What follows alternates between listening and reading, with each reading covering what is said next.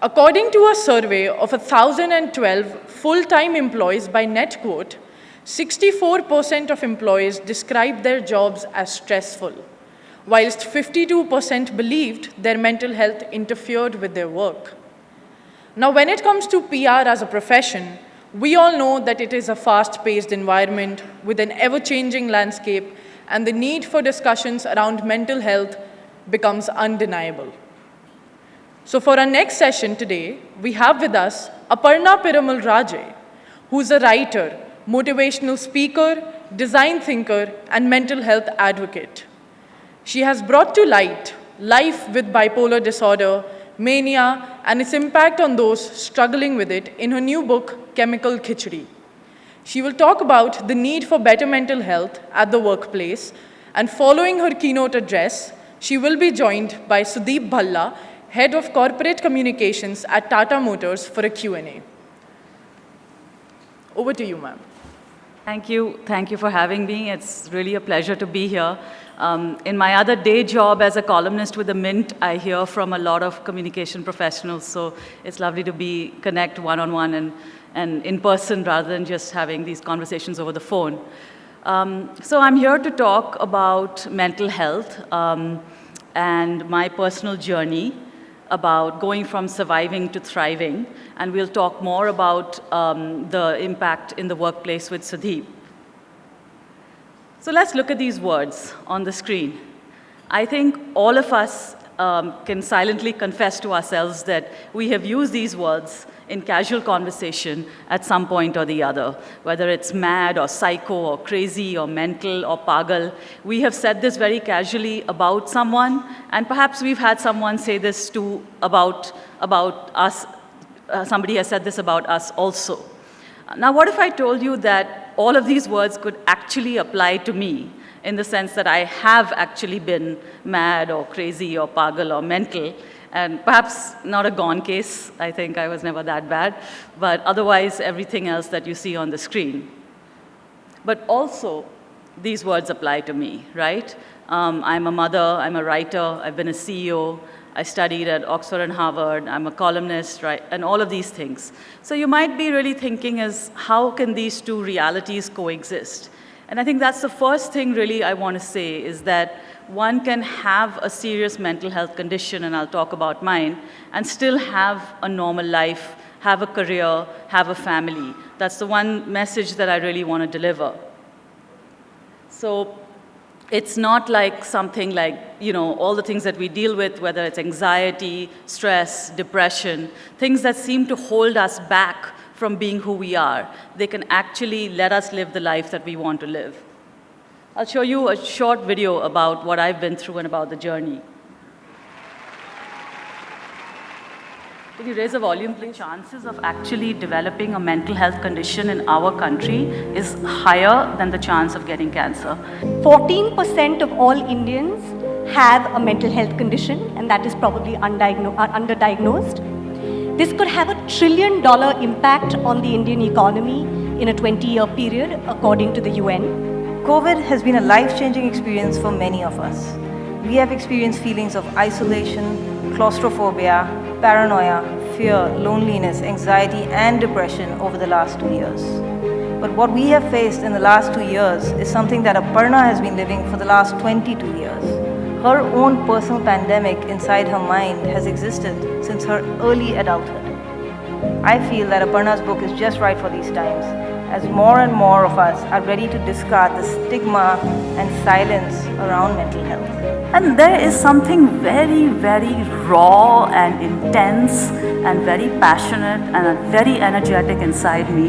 It is that tigress who I know that's there in me. There is that sea monster which is there in me. It's a different form of energy, and actually I'm only coming to terms now with what that expression of that energy is. But it is very raw. Aparna has not only survived being bipolar, but she has thrived despite her very challenging condition.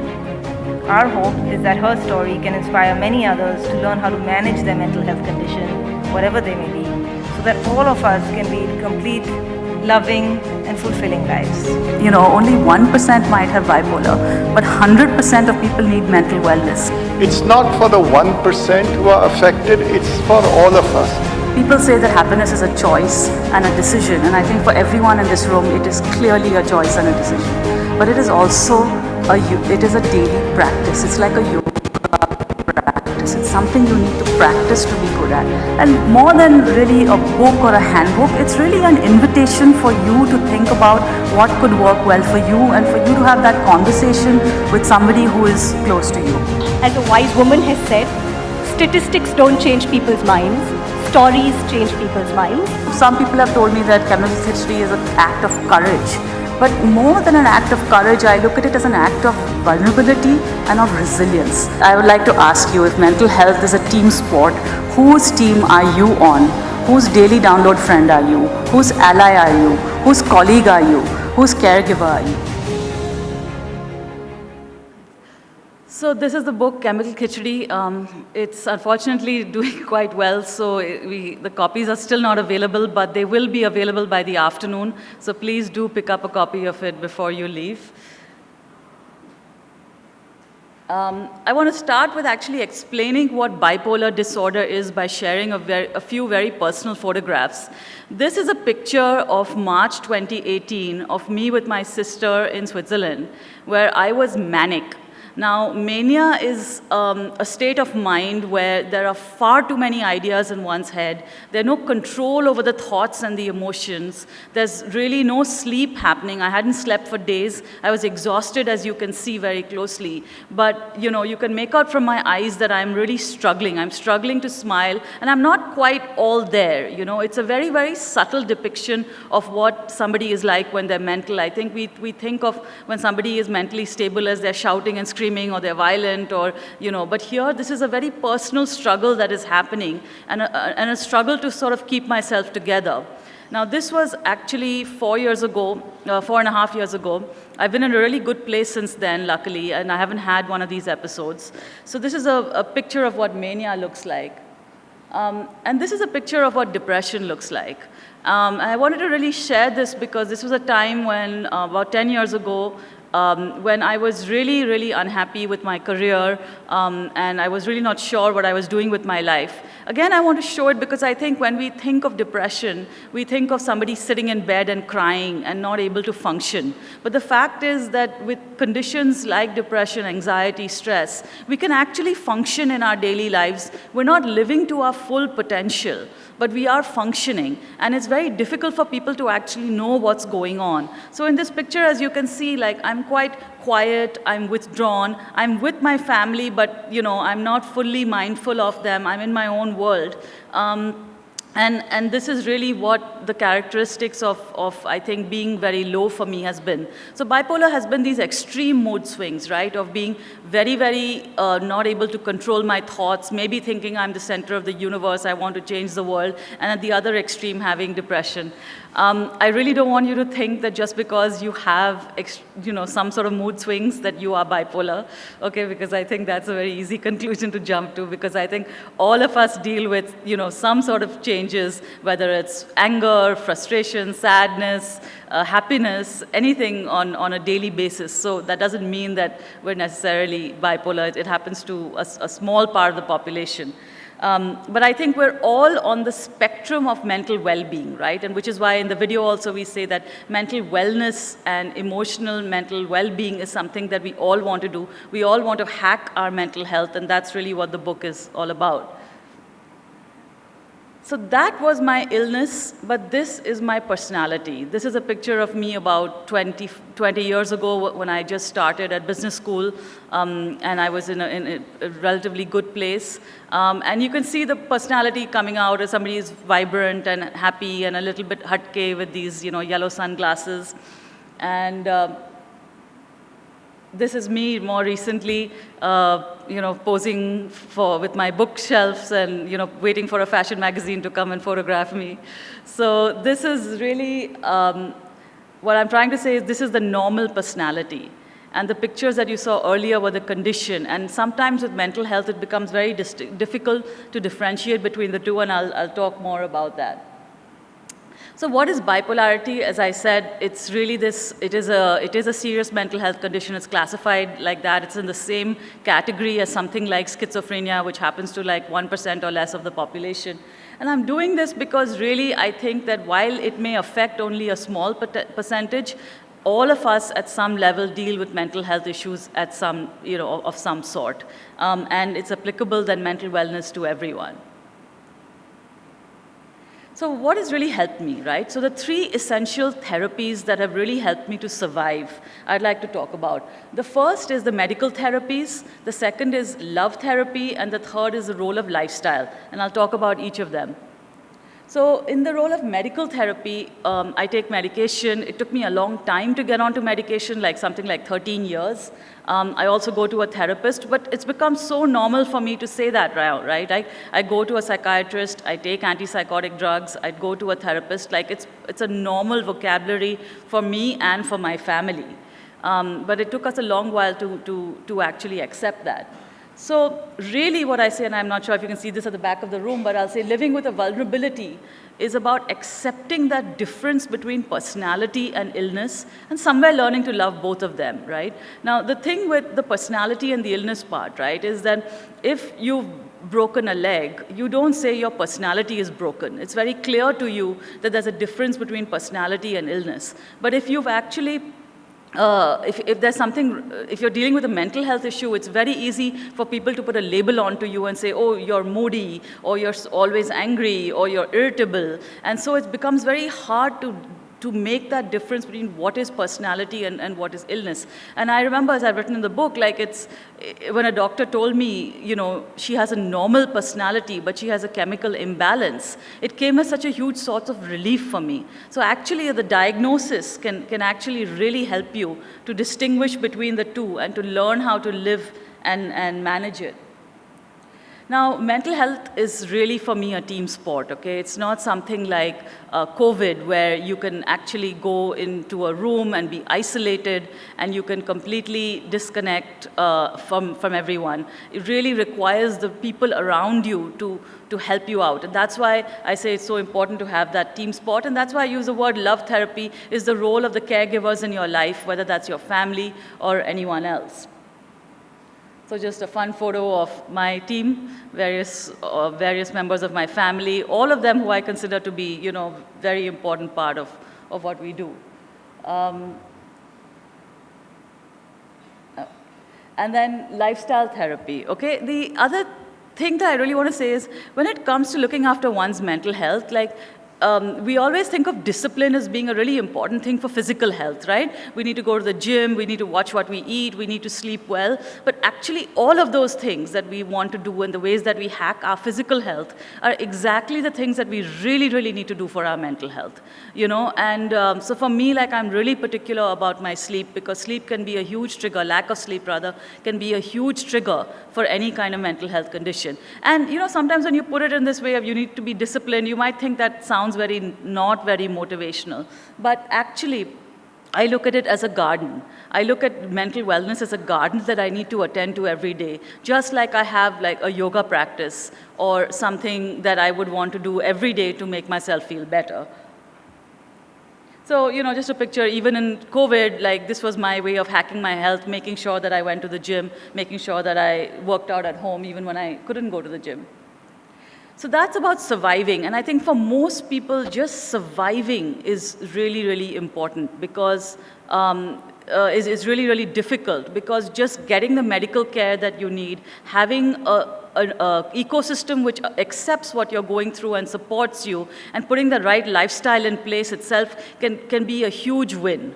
But how do you go from there to reach a stage where you're thriving with it? Okay, to say that you can actually stand on a stage or write a book about it and talk to people and talk to strangers about a mental health condition. For me, the therapies that have really helped are these 4 therapies, which are the role of the workplace, the role of spirituality, the role of the allies in my life. This has been really, really important, and the role of the conversation that I'm having with myself. So allies and the therapy of empathy. This really is one thing that I think I've done a lot, is I've reached out to a lot of people. You know, I had a lot of friends and people in my life, mentors, networks that I talked to, but I actually reached out to a lot of them and I said that, look, I'm going through something, please can you help me out, what would you suggest with it? And the empathy that I got from them has really, really been important. So for example, I have this group called the Daily Download Friends.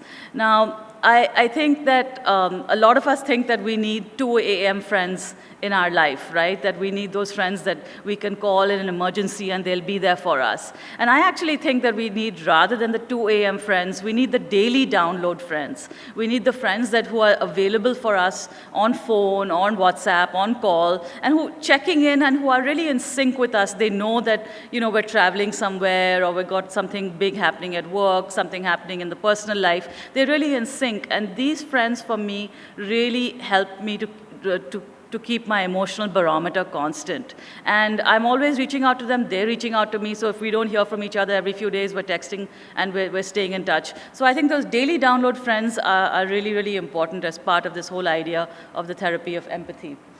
Now, work therapy can be a game changer.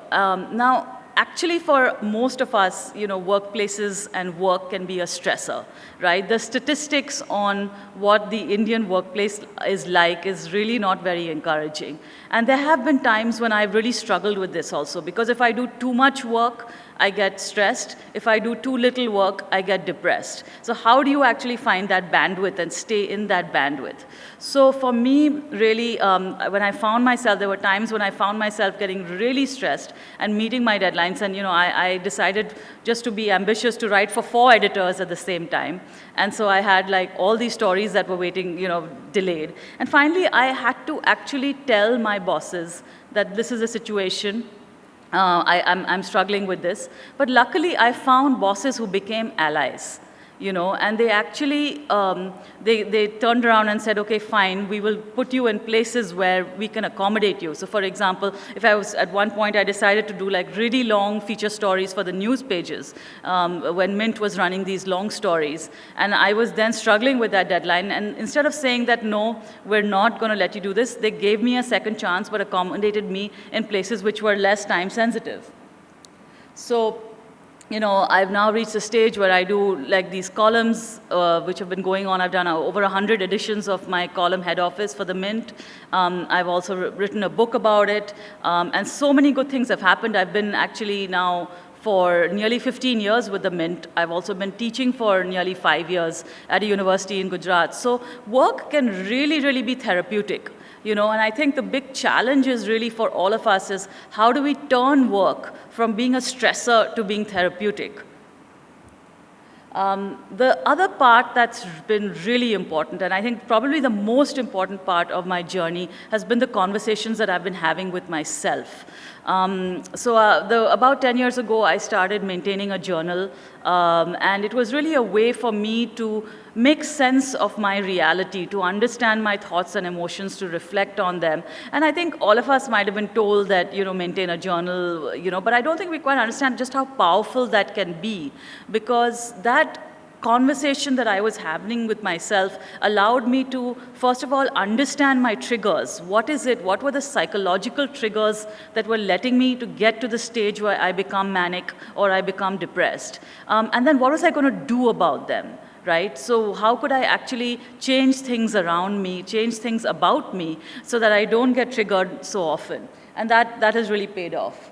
So just a look at why journaling has just been so important for me. I'll share an example of one of the entries just to show, you know, what this process has been like. So this was, our family business was sold in 2012.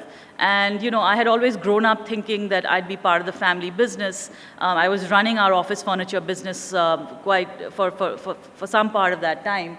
And when it was sold, I was feeling a little bit lost. And this is what I wrote, that I still need to find a way of turning my intellectual interests, which are writing and film and design, into something that's of value and will also fulfill my needs of winning peer respect.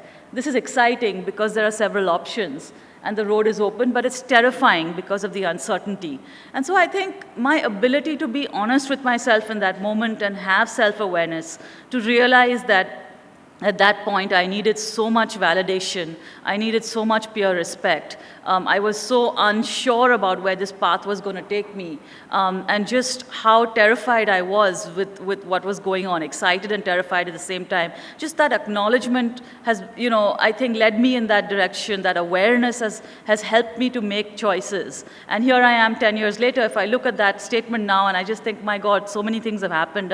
I have grown so much in those 10 years also. But I think just that ability to have that conversation was really important. And something I would really encourage every one of you to do is to, when you're thinking about your mental health, is to think about writing in a journal. It doesn't have to be every day. It could be once in a week, once in 10 days, once in 2 weeks, whatever feels comfortable. But the process of actually writing, and especially since you all are in the communications industry, I think you would understand the value of doing that. This is the most important conversation you can have. And we are conversing the whole day with people on behalf of other people. We're conversing with our friends, we're on WhatsApp all the time, but are we really conversing with ourselves?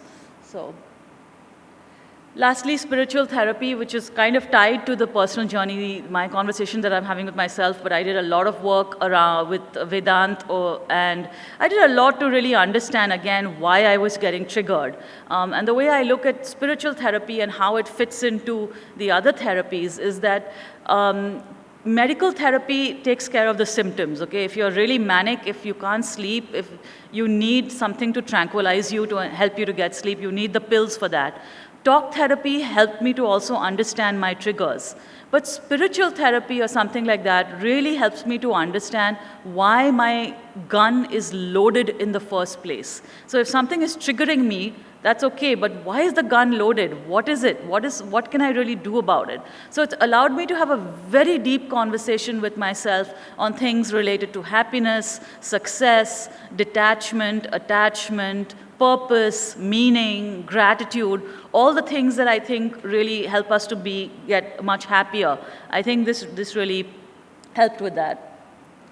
So conclusions that I just want to share is, for me, I have an illness, but I am not unwell. That's my attitude. This is not a disorder. Even though it's called bipolar disorder, I think of a disorder as something that malfunctions. So for me, it's really a condition that I live with like you would live with any medical condition. For me, it's really important to think of courage as a marathon, which starts with trust and ends with normalization.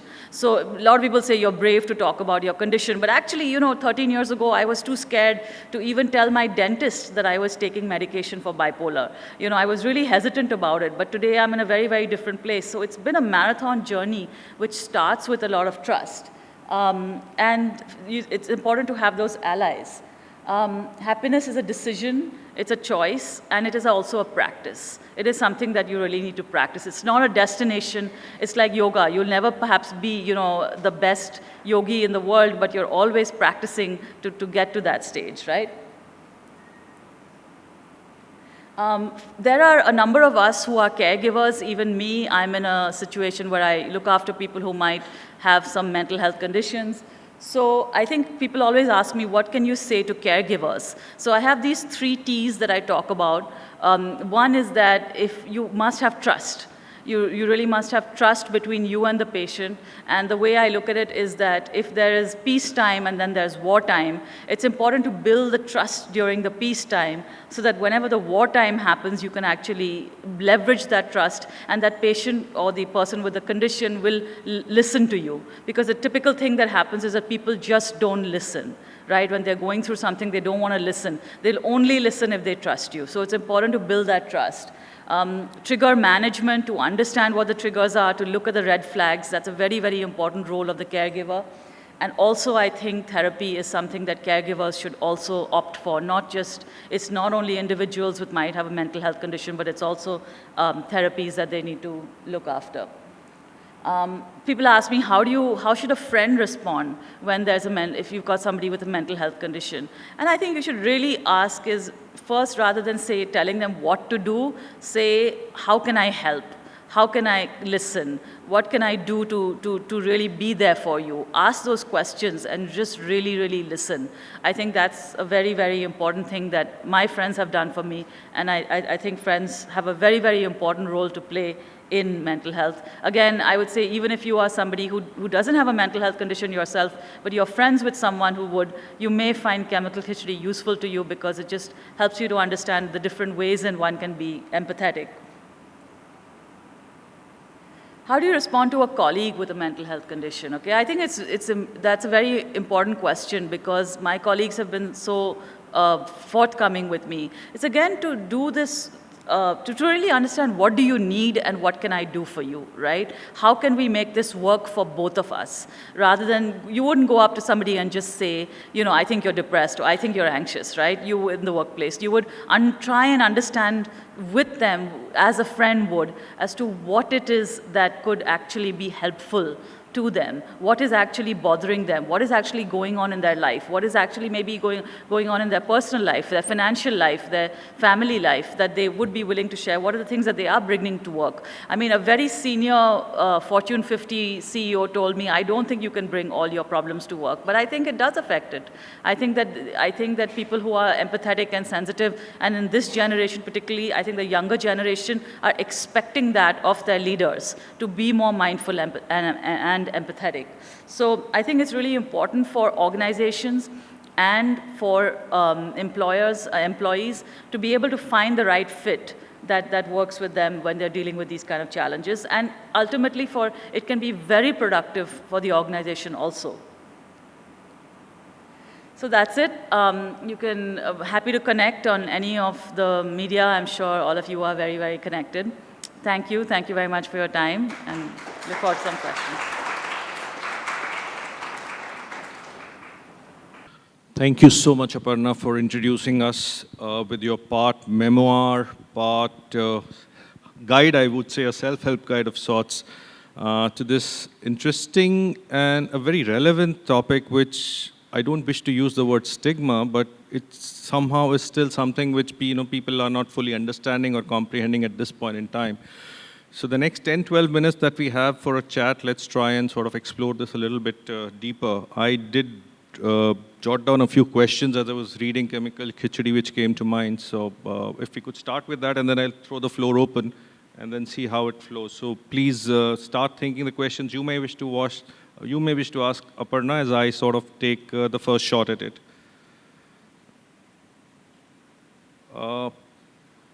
So what comes to mind immediately is that the referencing that you gave to the existential, social, personal suffering. Each one of us in this room will have a tale, or we will have stories about our own selves. And that seems to be a very universal condition. How do you sort of distinguish as to when it actually becomes an issue of mental health? Yeah. So I mean, I would look at mental health issues when there is something that requires professional medical intervention by either a therapist or a psychiatrist, or going to a doctor, as being, ones where your behavior is really changes for a length of time. So for example, your sleep patterns are very different, appetite is very different, behavior, speech, facial expressions, actions, energy levels, any of these things are very different for a length of time.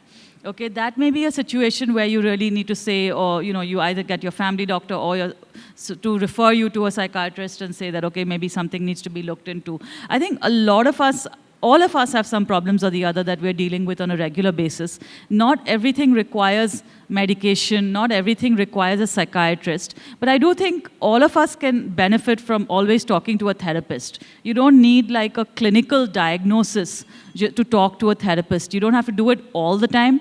You don't have to do it like every week for sure. But if you are going through something in your life, let's say you've lost someone, you've got some job anxieties, you're worried about financial problems, there's some career issues that you're dealing with, there may be some relationship problems you're dealing with. I think therapy is something that is more accessible and more available now.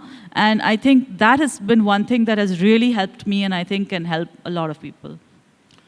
Thanks. That's really sort of helpful and gives a good perspective about the relevance of therapy and just going out and speaking to someone you can trust and someone who can give you the right guidance so that you can steer the path in a more balanced manner, so as to speak. Question which popped up when you were talking about workplace being a therapeutic or therapy in its own way, and we're all talking typically about stress related to workplace. So to me, these are like two ends of the scale, right? So how do you sort of gravitate from workplace stress to workplace as therapy? And second, maybe correlated, maybe separate, another one about, if I have an issue about mental health, is workplace a safe place for me to disclose that? Or if I know of a colleague, and I might know it because he's either a personal friend, or he may have told me, or I just happen to know, how do I sort of deal with that person? Do I deal with him differently? Do I engage with him differently? What are the signals that I need to remain alert to? I mean, the thing about workplaces being stressful and workplaces being therapeutic, it really depends, I think, as we all know, right? The relationship with your boss, right? That the relationship between with your immediate manager and the kind of pressure that you're facing makes the huge amount of difference. First of all, I think for me, I've always tried to understand what is the amount of workload I can manage. And that is what over a period of I've really learned to understand, because work-related stress has been a big trigger for me, right? And so I think understanding my own boundaries, understanding my limitations, understanding my expectations, how much I can do in a day, how much I can actually achieve, how much I should not be doing, is just being able to calibrate that has been a big way of trying to make sure that what could be stressful can become therapeutic. Now, if you are younger on in your career and you may not have that flexibility, I think that becomes definitely a lot harder. But I think it's important even then to have a conversation. So let's say, for example, I have a young person working with me. He's 22. There was one particular day which we had a lot of stuff going on. And he just said, I don't think I can prioritize this. I'm beginning to get a little, I'm beginning to get a little stressed by doing all this. So I'm glad he actually shared it with me. And so then I could tell him that, listen, okay, this is the priority for today. Let's focus on these 3 things. And let's do that. I understand where you're coming from. So I think it's really important for individuals to have that self-awareness on what they can and they can't do. A lot of times we also take on work because we want to impress people, right. We want a promotion, or we want, we want to kind of, we have this FOMO, right, about missing out on things. So I think that understanding and having self-awareness and being able to self-reflect on what you can and can't do is really important. That's one. And then obviously having a relationship with a manager where you can negotiate and you can calibrate. That's really important. Right. And what about when you know someone who at work, how do you create safe spaces for them? Yeah, again, I think a lot depends on the leadership and how empathetic they're prepared to be, and what kind of setup they've created for people to share that, whether it's with a counselor, whether it's with like a mental health champion in the organization, whether it's with just trusted people they can discuss it with. So I think it just really depends on the kind of how seriously this is taken within the organization. I think if a colleague is having a problem, I don't think you can share that problem without violating confidentiality with a manager or somebody else. But I think you could encourage them to, talk to somebody about it and understand what the repercussions could be for them in terms of disclosing. I had to disclose because I reached a crisis stage. It actually, I wasn't able to file the stories that I was supposed to file, and I had to take a break. But then since I've disclosed, I think we've both been able to work a lot better. And it's led to a much longer term engagement with the company than I could have ever imagined. Great. I'm just going to throw the floor open. If you have a question, please raise your hand. I see a couple of hands here. Can we get the mics here, please? So you were talking about how working on different arenas in life really make it more fulfilling, more beneficial, more holistic in that sense. Very often people try to do that, but then, lack of time, lack of interest, or for that matter, just lack of ability in certain cases because you either may not have the resources for it or you really are pressed for time for it. So how do you sort of guide people or encourage people to have a fulfilling life by actually doing or exploring what they want to do? Half of us, I think, don't even know what we want to do, right? I mean, that's the starting point. I mean, we're also busy tied up in our work, in our homes, etc. what is it that I really want to do? So how do you get into that sort of a self-exploration piece? Yeah, maybe you need to go on holiday more. You have precisely 2 minutes. No, I think, I really feel that one thing I've done in this journey for a long time is spend time with myself and just learn to enjoy my company. And I think it's really good to sort of see where you're drawing your energy from, like what is it that nourishes your energy? It could be sports, it could be music, it could be arts, it could be friends, it could be whatever you think. But have something that really renews yourself, that does that for you. I think a spiritual journey for me has also been a big part of that understanding. So I think something that takes you out of what the normal routine is very beneficial. So newer experiences, newer engagements, it's more about exploring and then finding the right space which you believe is more akin to your liking. Yeah. Okay, great. Do we have a... Yeah. Hi, Aparna. I'm Lynn. I represent MSL. I had a question from a communications point of view. So a lot of us in the room kind of help our clients communicate with their organization, with the workforce, with the employees. And mental health is at the top of the agenda and a part of all these conversations. But for people who may not have a nuanced understanding of, say, a mental illness or mental health generally, or may not really understand it from a personal point of view, what are the 2 or 3 things that we could possibly remember when we are helping our clients communicate more effectively to ensure that the messages that you help them develop are authentic, are actually making an impact to somebody who may be listening to them? Yeah, well, you could always engage me as a speaker. That's one thing. But I think you have to be really authentic. Let's start with that, okay? Like, are we? And I'll be very, very candid with you, and I'll say, so I'm working with a number of organizations for all these, talks on mental health, and you can see that their willingness to engage when it comes to their employees and their willingness to engage when it comes to their clients is a different order of magnitude. I think that, the kind of budgets that they assign for their employees or how seriously they take it, how much leadership is involved, how much they're curating the conversation is very different, So at the end of the day, it all comes down to how authentic leaders are. For World Mental Health Day, actually, I prepared a 1-minute video on what CEOs could do to talk about World Mental Health Day. And I sent it to about 200 people that I knew in senior leadership positions. And I was very surprised that about 60 to 70 of them came back to me, which they often don't when I just send my normal WhatsApp messages.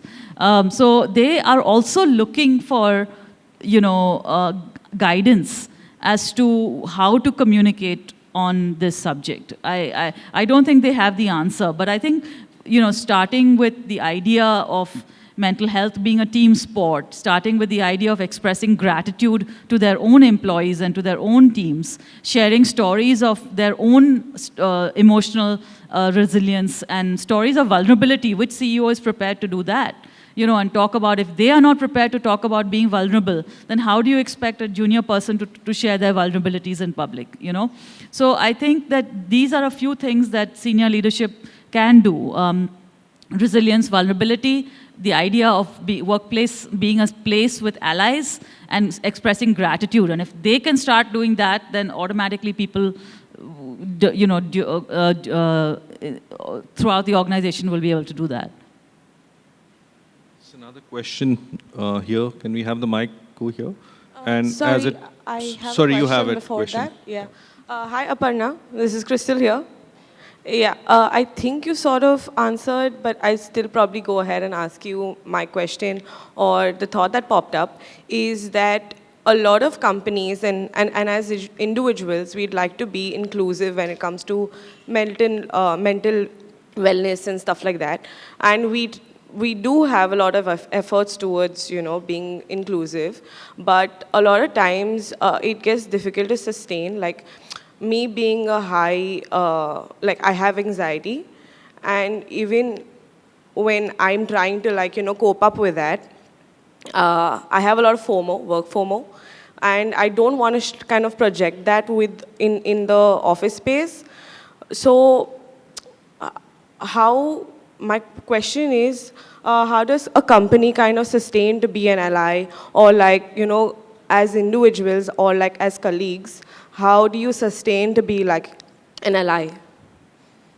Yeah, I think really everything, a lot of it boils down to those relationships that exist within teams and within the manager and the employee, you know. And I think if you can strike that right relationship where you can have a kind of candid conversation and talk about it, then it's, then a lot of things get ironed out, you know. Like, if you're not able to discuss this with your immediate line manager, then it's very difficult for the organization to just, because it's too vague then for the rest of the organization to actually, it remains like a vague thing, you know, of being diverse and being inclusive. But you can't actually execute it on a day-to-day basis with the managers that you're working, with the team members that you're working.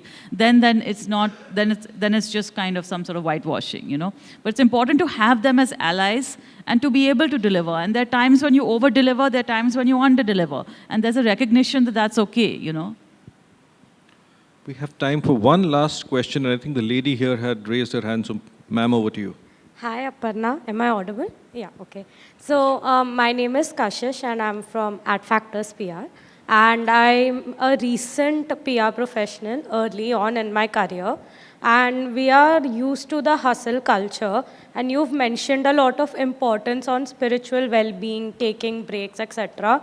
But for me personally, or I would attest to early on, people expect us to hustle a lot, to start, I hit the ground running. And we just struggle a lot with taking a break and prioritizing as to what do we need. So how do you guide us as early professionals? How do we prioritize ourselves over a career, or not even a career, just us? If you could. I mean, by spiritual life, I don't mean that you withdraw from the hustle. Okay, let's understand also, like, one of our most spiritual texts, Bhagavad Gita, is about a warrior who is in the middle of a battle. Okay, there couldn't be more hustle than that, right? He's about to fight a war, and he's being told what to do. So I think spirituality is actually most relevant when we are dealing with the hustle and we are dealing with the bustle. And let's say in some cases we are battling our own mind, and that battle is the hardest battle because you're fighting with yourself and you're fighting the civil war with yourself. I think it is really important to be able to have times of pause. Even if you are doing a quick minute, you know, a 30-second pause, a 1-minute pause, a 5-minute pause, to have times of breaks that you can collect yourself, and to also really be, you know, improve your ability to be more mindful about what you're doing, you know, because just making like 100 calls a day, 200 calls a day, you know, you have to see how effective are you in those calls. I have to tell you that I get calls every day from the PR community, right? And the understanding of what I actually do and is pretty rare, you know. So, because the calls are just coming for the sake of it, you know. Some of them are really, some pitches are very good, and they go through, and we work. Some people have been really professional and have persisted over years, you know, to get stories happening, and but there should be an understanding of what you're actually doing rather than just making calls for the sake of it, you know. So persistence, I know, is a very, very important trait in the profession, but I think understanding should also be that too. Thank you so much, Aparna. I think, friends, that's all we had time for. Please join me in a round of applause for Aparna for sharing with her tremendous story of bravado, vulnerability, and resilience. Thank you so much, Aparna.